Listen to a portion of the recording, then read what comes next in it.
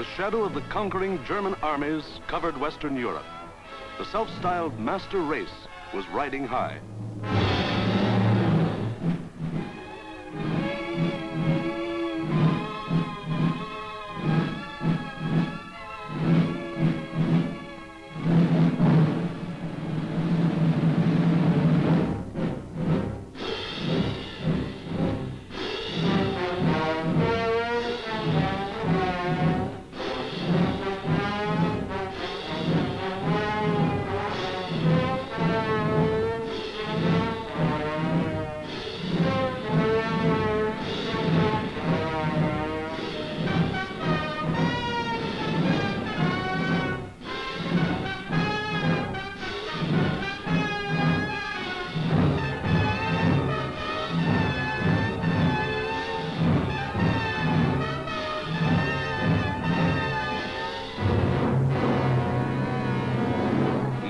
Adolf Hitler stood just as Napoleon had stood more than 100 years before, and looked across the English Channel to the one fighting obstacle that stood between him and world domination.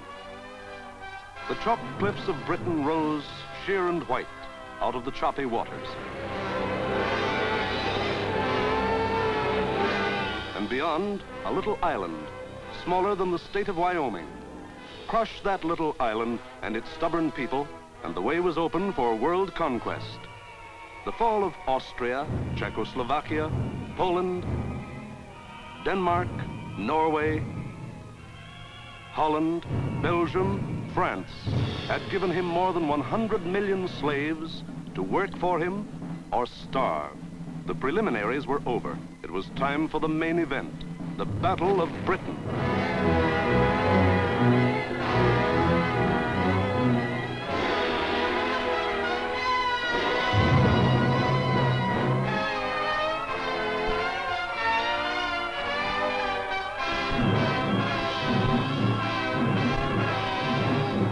Be anticipated.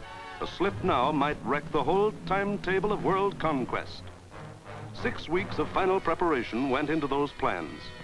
6 weeks to determine the history of 1,000 years. The thing was foolproof. See for yourselves how simple the whole operation was to be. Look. German plan for invasion of England. Phase 1. Knock out the Royal Air Force and its bases.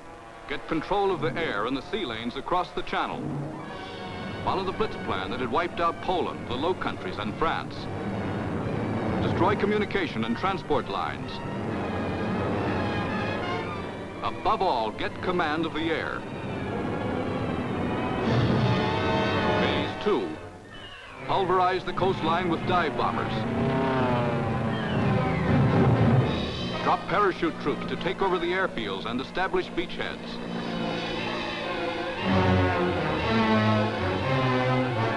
Phase 3.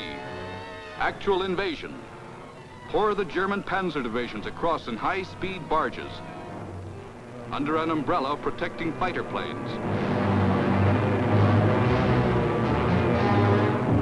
Then send spearheads of armed might to divide, surround, destroy all opposition. That's all there was to it.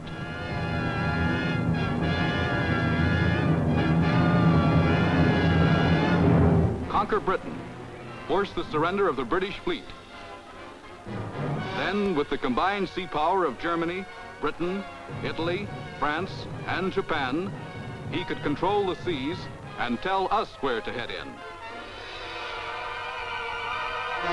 The torch of freedom flickered low. On the Channel invasion coasts, more than 100 fully equipped German divisions were singing the Nazi theme song, "We are sailing against England," as they waited the word from Hitler.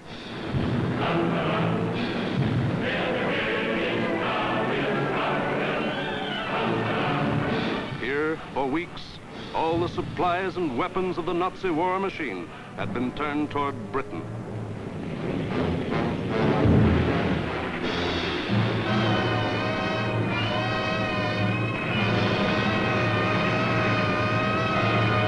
The jaws of the Nazi whale were set to swallow Jonah. And what about Jonah?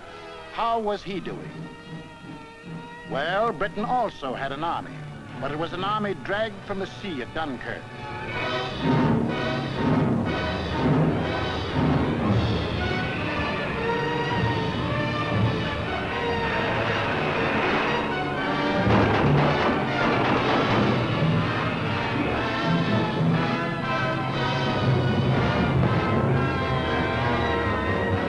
An army without weapons. These had been left behind on the roads of France. Tanks, guns,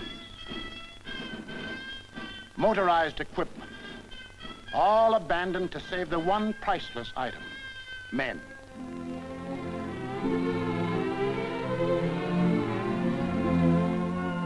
In all of Britain, there was not enough equipment for one modern division. Only one tank for every 1,000 square miles of territory. Only one machine gun for every 1,500 yards of beach. Britain had a navy too, but it was scattered all over the globe, guarding vital food and supply lines. And the British knew it would be suicide to use their fleet in the narrow waters of the English Channel with the German Air Force in control of the air. Britain also had an Air Force. An Air Force outnumbered 10 to 1 by the enemy, both in men and machines. And then there was Britain herself, the people of Britain, the people who were to be terrorized and forced to surrender. They knew that every man, woman, and child, in uniform or out, would be Hitler's target in the onslaught that might come at any moment. They knew they had a job to do, and not much time to do it in. The young, the not so young, and the old. The clerk, the butcher, the farmer, the member of parliament, they formed the civilian army, Britain's home guard. They started from scratch.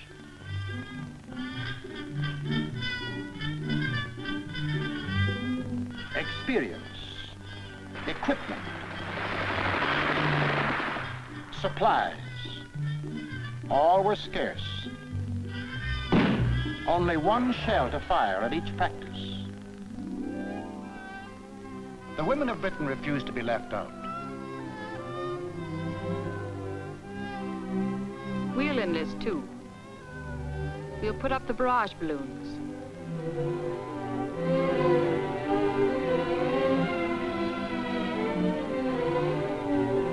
Man the ack-ack guns. We'll run the railroads and get the trains through on time. Ferry the planes. Carry the dispatches. Drive the ambulances and run the buses. And we'll see that our men are fed and don't go hungry.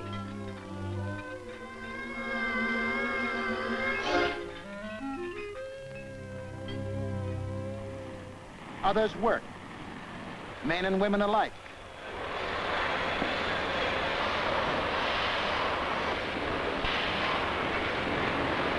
They worked full time, overtime, double time, 40 hours a week, 50, 60, 70. Hours meant nothing. Fatigue meant nothing. Until the government forced them to cut down hours because over-fatigue was hurting production.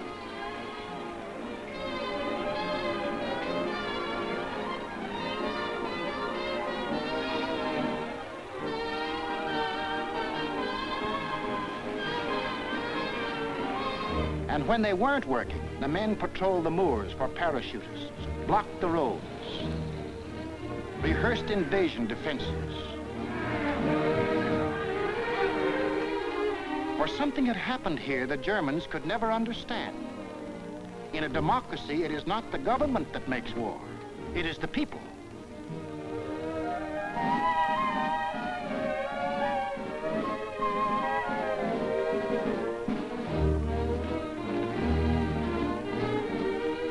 To lead them, the people had chosen Winston Churchill as their prime minister. And he spoke the words in every British heart when he said, "We shall defend our island, whatever the cost may be. We shall fight on beaches, landing grounds, in fields, in streets, and on the hills. We shall never surrender. This was Britain in its darkest hour. The people knew they were in for the worst the Nazi mind could invent, yet they didn't panic or run away. They patrolled and waited. They drilled and waited. They worked and waited. Waited for the terror they knew was coming. Then it came.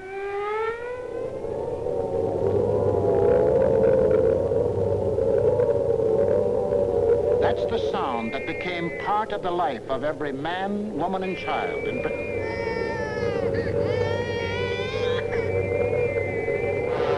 August 8th, 1940, and the battle for Britain is on.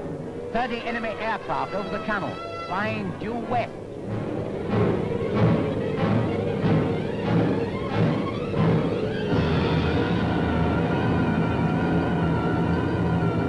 Here comes the Luftwaffe. In dozens of flights, hundreds of planes,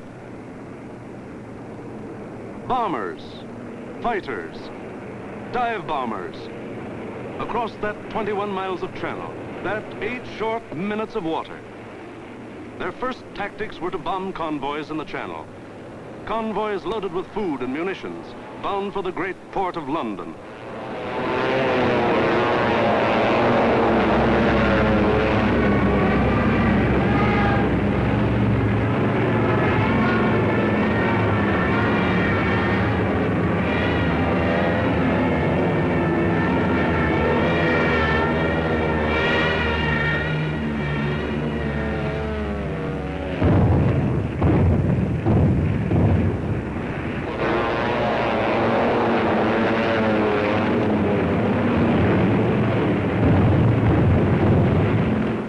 Fighters waited overhead for the defending planes of the Royal Air Force, the RAF, to appear.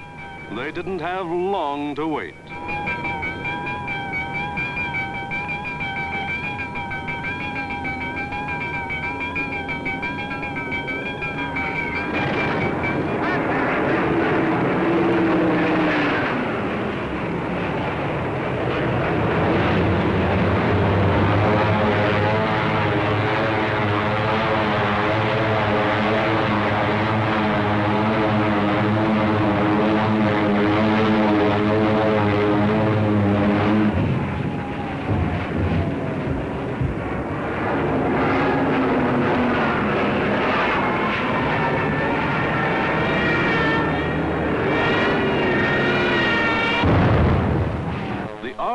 Came, facing odds of 6, 8, 10 to 1, and dove in, shouting the old hunting cry, tally-ho!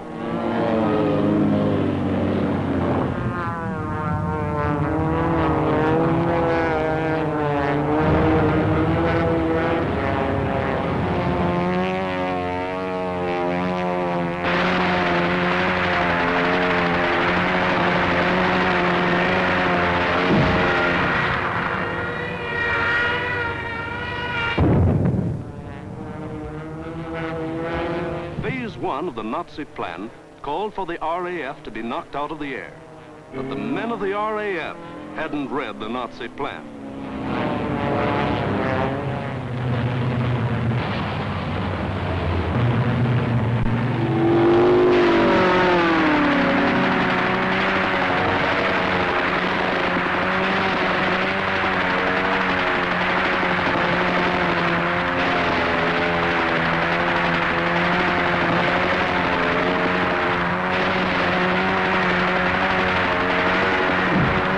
First 4 days, the RAF knocked 182 German planes out of the sky.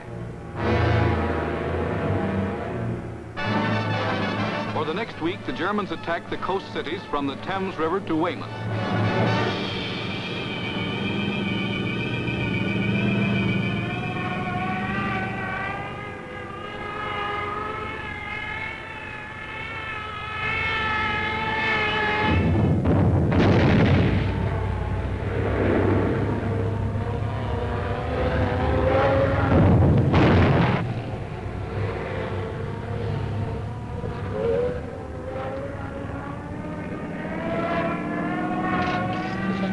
Take cover.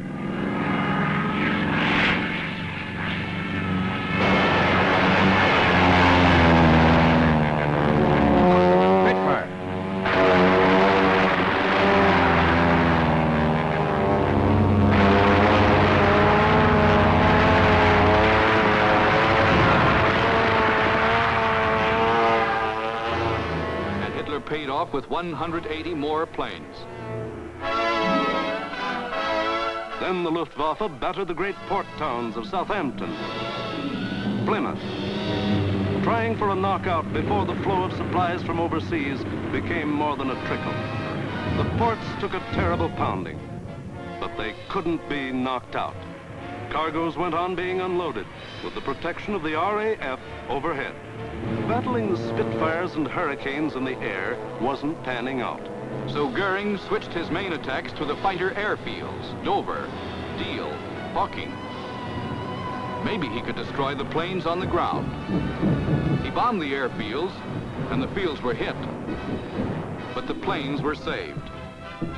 For Britain, unlike Poland and the Low Countries, didn't make the mistake of bunching its planes on the runways.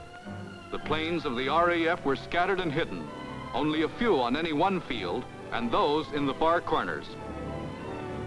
The Spitfires still went up to meet the enemy. In the first 10 days of the Battle of Britain, Goering launched 26 major attacks to get command of the air and lost 697 aircraft. The British lost 153, and 60 British pilots bailed out.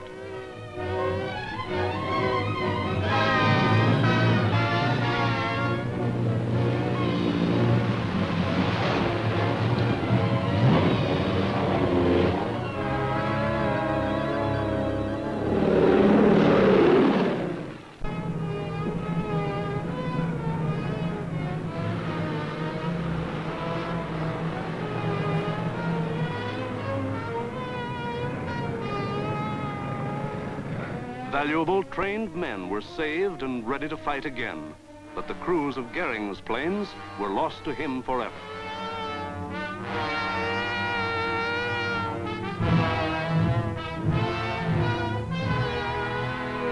The pace was too hot. Something was going haywire. The Nazis had to call time out. On a 2,000-mile front from Norway to France, the whole Nazi Blitz program was being stalled because the RAF was still in the air. The shock troops were getting hoarse from singing, "We are sailing against England."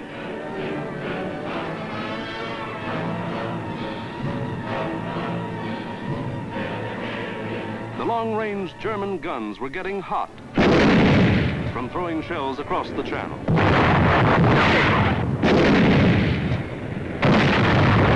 In public, Hitler assured the Germans, "Mr. Churchill tells his people that England will win, but I tell you that victory will belong to Germany."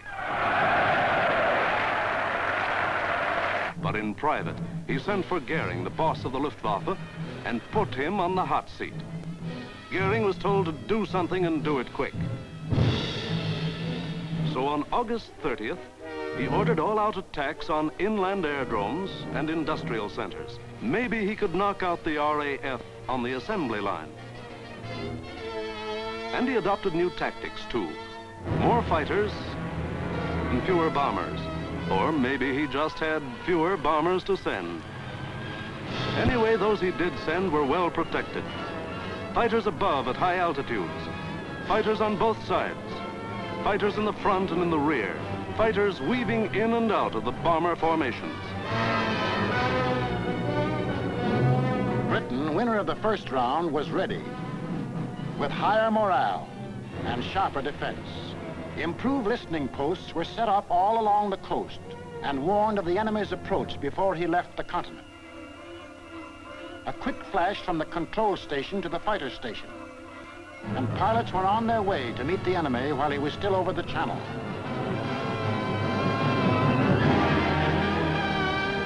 Day after day, out of sight and almost out of sound of the watchers on the cliffs, 4, 5, and 6 miles above, the battles raged over the Dover area.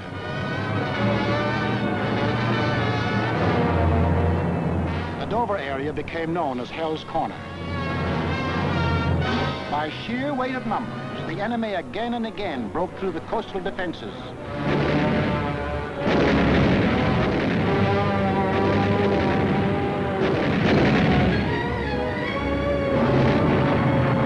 And reached inland to the airdrome. Aircraft plants, munition factories and machine shops.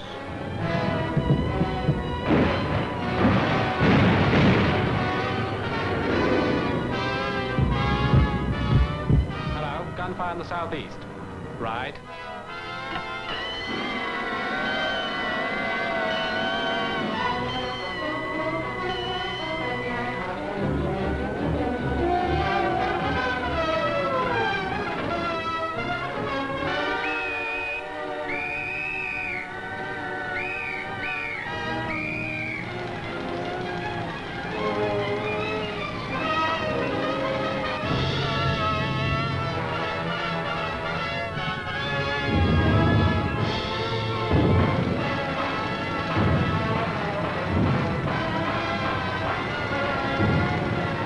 The workers kept on working,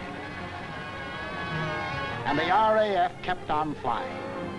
These few men with wings, alone in the sky, behind their motors and machine guns, were shooting down more than the Luftwaffe.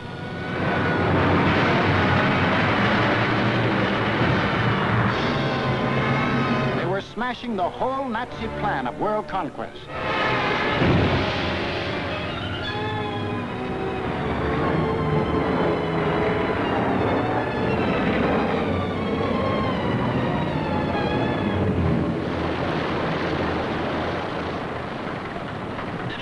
Johnny? 109 destroyed, Freddie, yes. Oh, good show. How'd you get on, sir? I had a wonderful party, thanks. Are you all right? You get any of the Braders? Yes, I got a Messerschmitt 109 in Adonia. Between August 24th and September 5th, 35 major attacks were launched. They cost the Germans 562 planes, while the British lost only 219 planes and saved 132 pilots. Invasion plans were going completely haywire. The Nazis were blind with rage. The German mind has never understood why free people fight on against overwhelming odds. Hitler now knew he was superior in every weapon except the weapon of spirit. So he told Goering, break that spirit.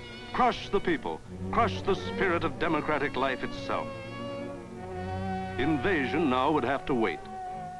The Nazis would avoid the RAF and smash the great city of London into the rubble heap they had made of Warsaw and Rotterdam. Could London take it? Even the people themselves didn't know the answer. The defenses they trusted in were London's hastily assembled anti-aircraft, the ack-ack guns, the balloon barrage which kept the raiders at high altitudes. The Royal Air Force, now down to its last reserves, and the plain, downright guts of the people.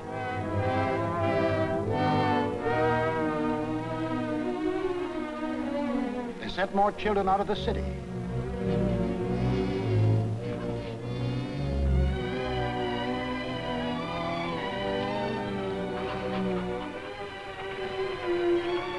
Tightened air raid precautions, stationed more airplane spotters, rehearsed firefighters, moved into bomb shelters.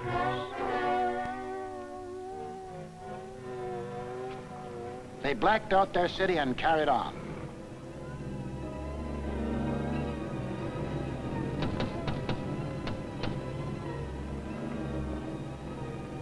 The first blow aimed to crush the British spirit came on September 7th.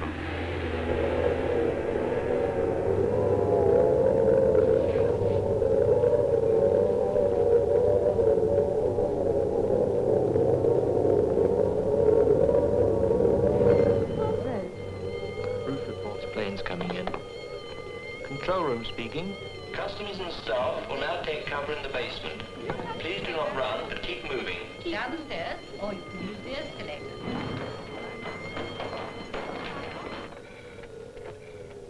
Third floor, clear. Second floor clear. First floor, clear.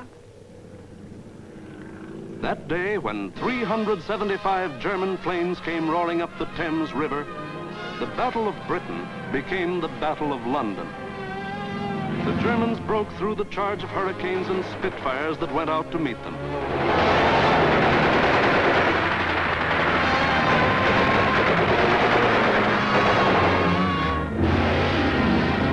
Gone was any pretense of aiming at military objectives. This was just savage destruction.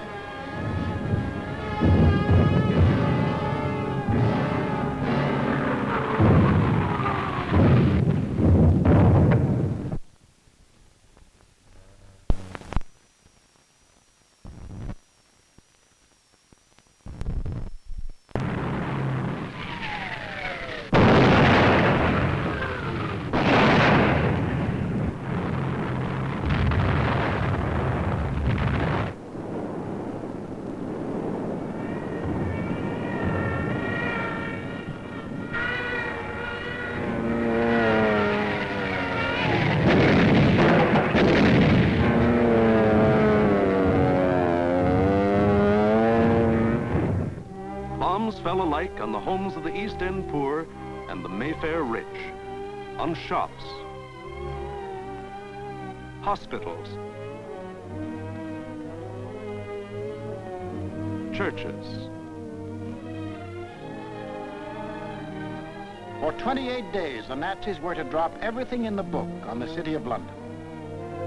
Tons upon tons of high explosives, delayed action bombs that exploded days later, torpedoes that sheared away whole buildings. And underneath the war in the air, the war of the man in the street went on.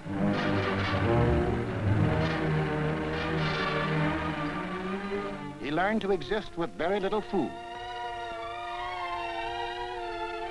He forgot what it meant to have a night's sleep, spending most of his time underground in the damp and dark and cold. Hello, Mrs. Fox. You're here early tonight. Well, I'm on the safe side, aren't I? I think that'll be all right now. Yes, that's grand. Anyway, I'll be back in a few minutes if you want. Now, how are we going to get you up there? Get a young man to lift you up. Barney, Hello. come get this young lady and lift up. Righto, I'm coming. The air raid wardens stayed at their posts. Doctors and nurses worked on steadily as the bombs crawled around them. Rescue squads labored night and day. Hi, Gordon. I found her. Is she dead? Right, Joe. Firemen said nuts to the bombs and battled to put out fires.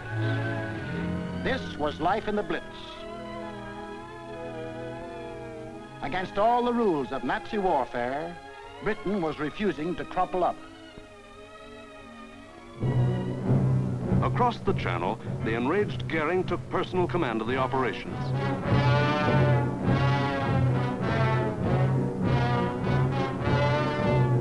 And on September 15th, he sent the Luftwaffe into one of its greatest attacks.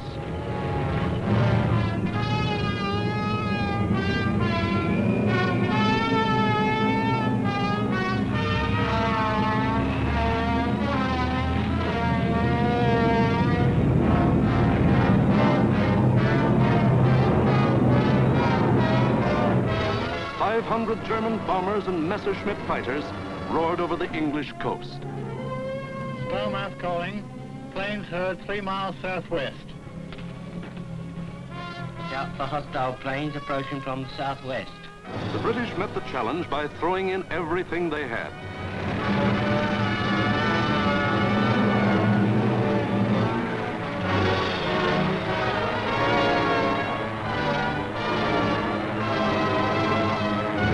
Historic three-dimensional battle took place inside an area 60 miles long, 38 broad, and from 5 to 6 miles high.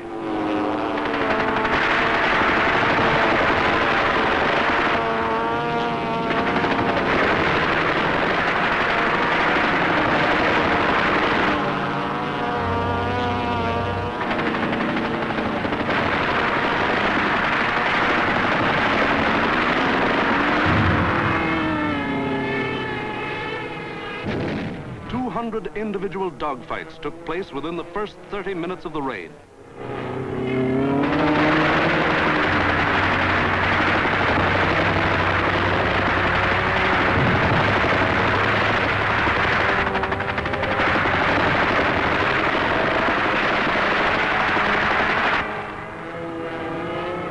Right on our own doorstep. Oh, what a scrap.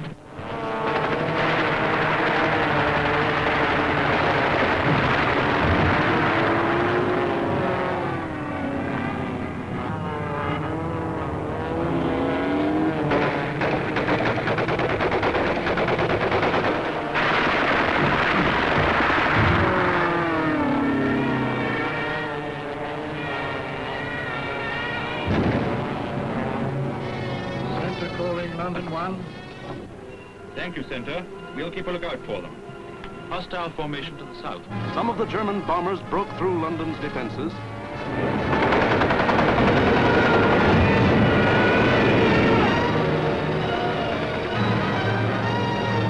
and reached the center of the city.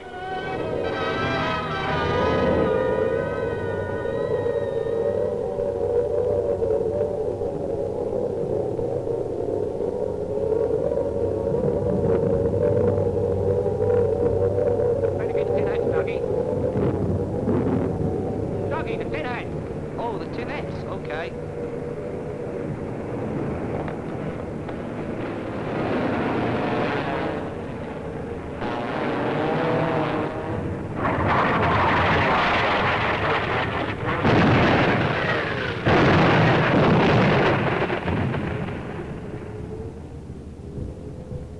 Doggy! Doggy, where are you?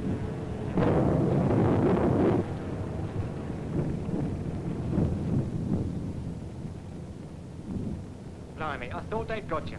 Who, me? Nah, I had me fingers crossed.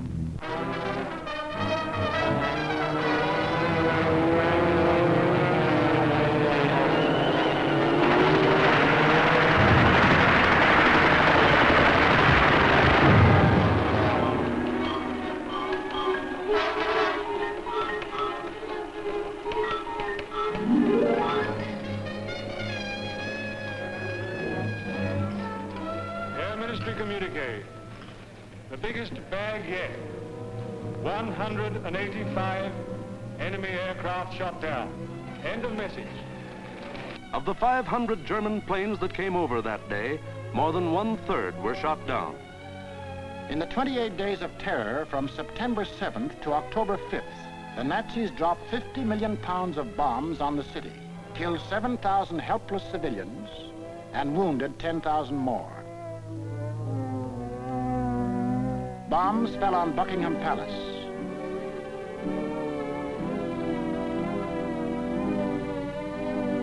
Westminster Abbey, the Houses of Parliament, Fleet Street, the center of the news, St. Paul's Cathedral.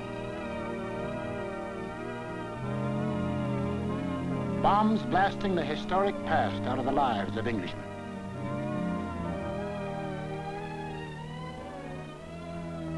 But in these 28 days, the Nazis lost 900 planes and their crews. The more they sent over, the more were shot down. The British Spitfire had proved to be one of the deadliest weapons ever put in the hands of man. If this kept up, pretty soon no more Luftwaffe. The frantic Nazis had to pull a new one. They did. On October 6th, they changed to night attacks. Maybe that way they could avoid those deadly Spitfires and Hurricanes. Maybe that way they could crush the stubborn British spirit. Never mind control of the air. Never mind Phase 1, Phase 2, Phase 3. Now to concentrate on bombing the people themselves into submission and make them cry for mercy.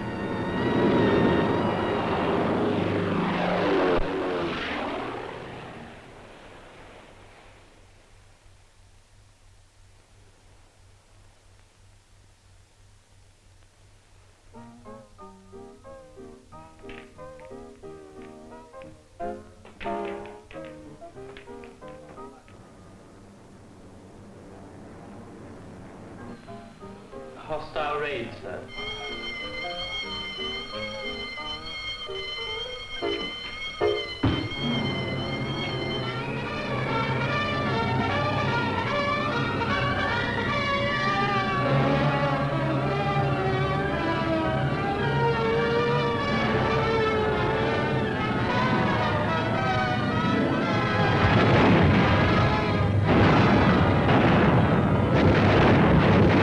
RAF wasn't much help at night.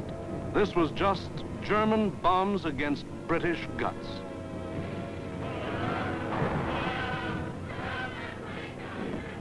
Harvey? Hello, Jack. Sound happy enough down there tonight, don't they? Yes, they're all right.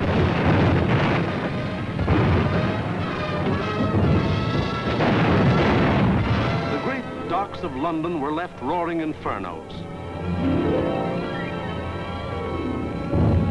Homes were destroyed by incendiaries. Business blocks were aflame. And still the people of London took it. Night after night they burrowed underground. And morning after morning they dug themselves out of the wreckage.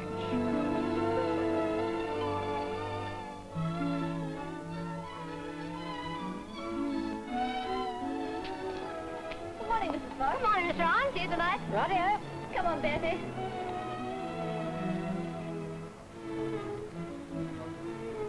Would you like to sit down? Thanks. Morning, Miss Ryan. Sleep well? Fine, thanks. Wasn't it a quiet night? What about the one that came down about 2? I didn't hear it. Did you? No. Oh, we're getting used to them around here.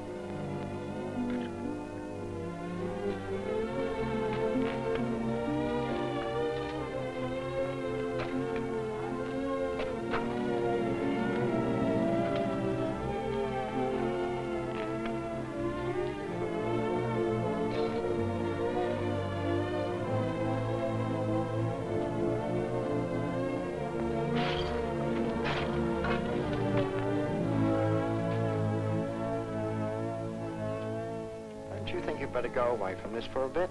Of course not. It'd take more than this to get me out of my home. Now go on, you've got to get to work. The Battle of London was the battle of the people of the city.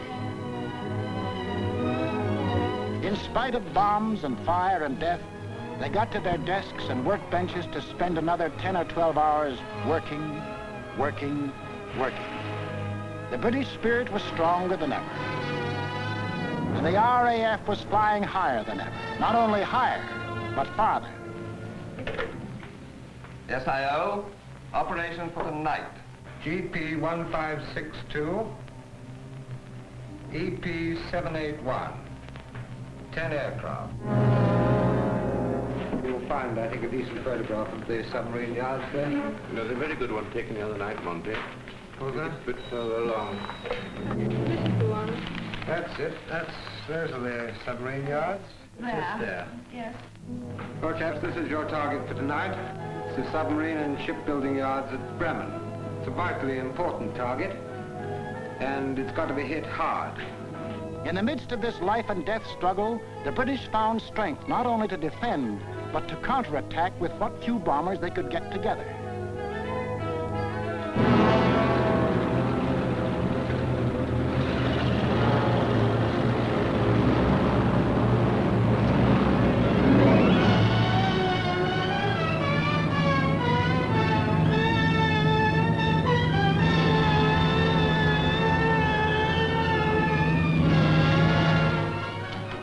Charlie airborne, sir.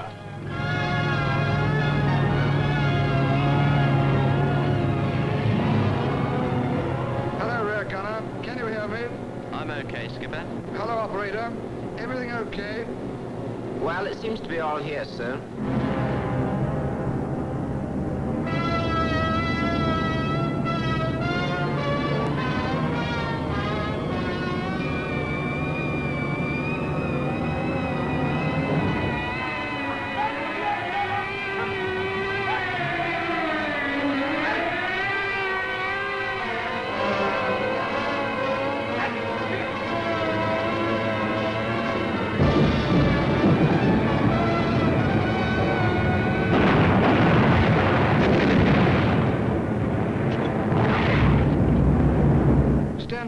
I'm going in a glide.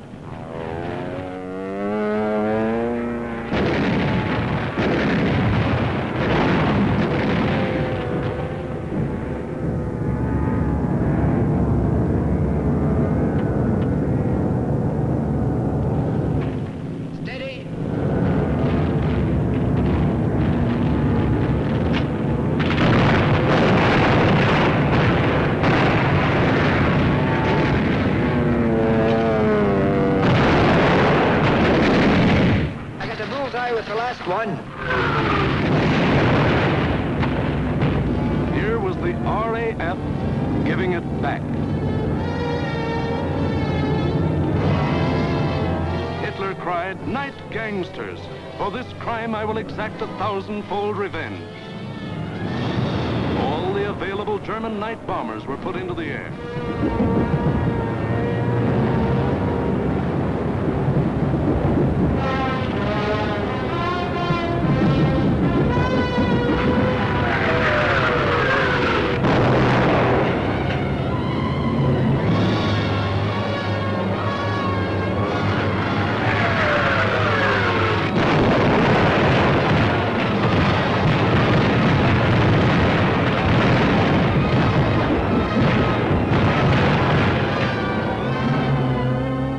Thousand-fold revenge was Coventry.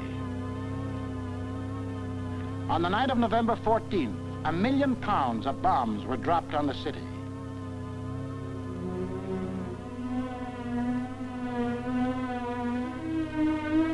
Coventry was smashed as flat as Warsaw and Rotterdam.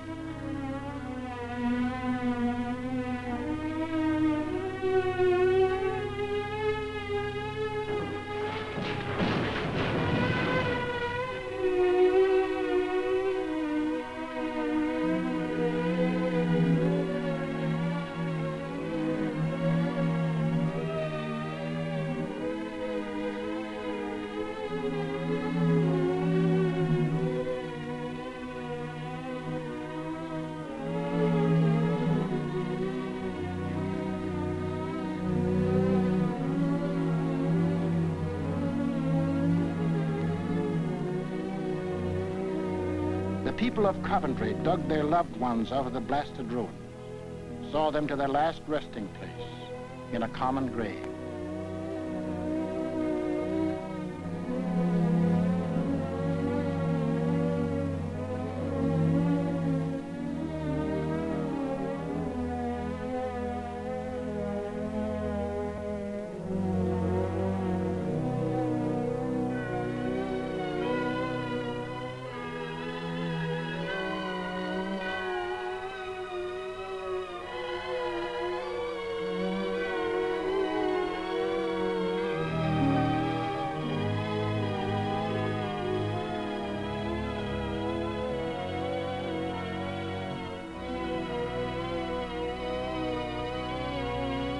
Hitler could kill them, but damned if he could lick them. They went back to their lathes and machines, for they knew the machine bench was as deadly a weapon as the rifle. And in their hearts was a grim determination that this enemy must be destroyed, that the day was coming when they would strike back, and how they would strike back.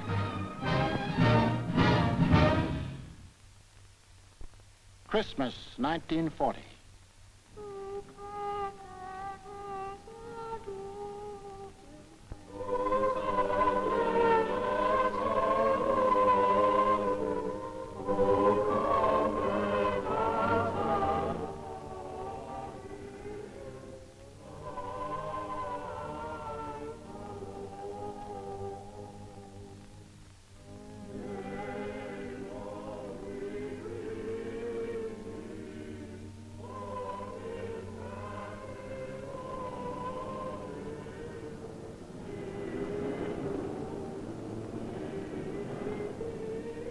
Christmas, season of peace on earth, goodwill toward men, was the ironic quiet before Hitler's great burst of rage against a people who couldn't be licked.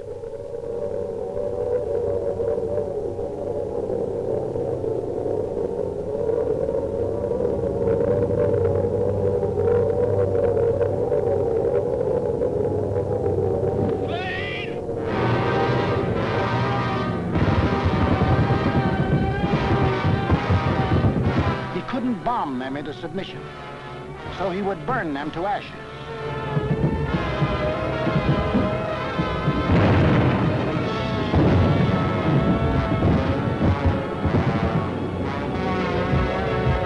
Millions of firebombs rained down on the great city of London.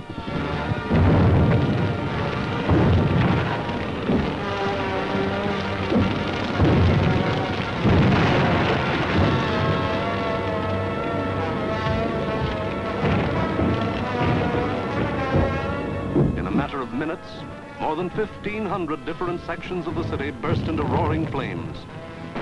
Flames that swiftly merged into the greatest fire in recorded history.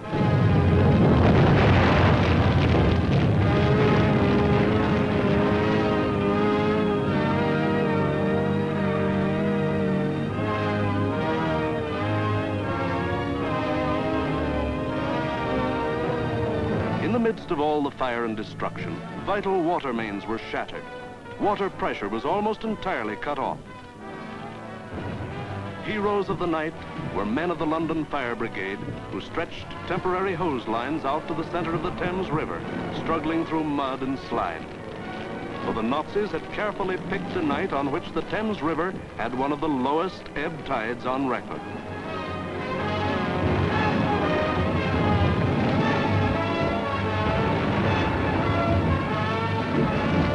And while London burned above them, the people of the city held on. Chin up and thumbs up. They knew this was the people's war, and they were the people.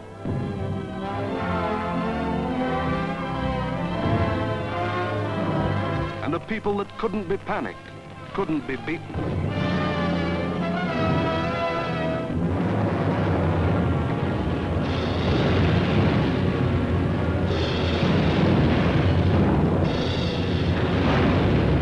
In the months to come, the British were to suffer many such bombings and burnings. But a nation that calls on cold courage when hot courage runs thin may die, but it can't be defeated.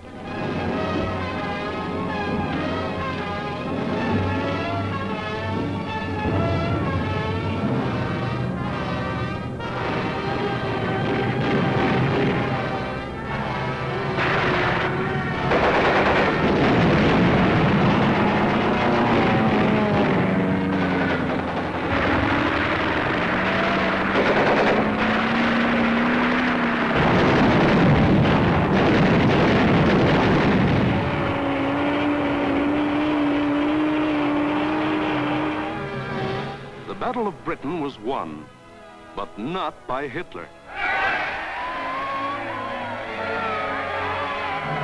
Hitler had lost the battle. He had lost 2,375 German planes and their crews.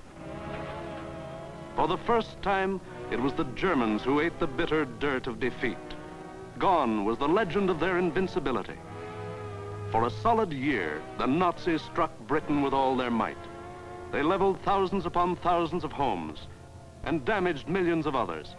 They killed more than 40,000 men, women, and children, and seriously wounded 50,000 more. But not one single Nazi soldier set foot on British soil. But Hitler couldn't stop, and in our next film we will show how he had to turn to the east again. Why did the Nazis lose the Battle of Britain? First, because a regimented people met an equally determined free people, and the free people made them quit cold. We've been bombed, dive-bombed, high-level bombed, machine-gunned, been through 2 invasion scares. The last lot we had the house down about our ears. But we're still sticking it, and we're going to stick it. Second, because this was a new kind of war, and the RAF were the men who could fight it. These were the men who belonged to what Hitler called those weak, soft democracies. The British did more than save their country. They won for the world a year of precious time. It was not only for the people of Britain, but for the people of the world that Winston Churchill spoke when he said, "Never in the field of human conflict was so much owed by so many to so few?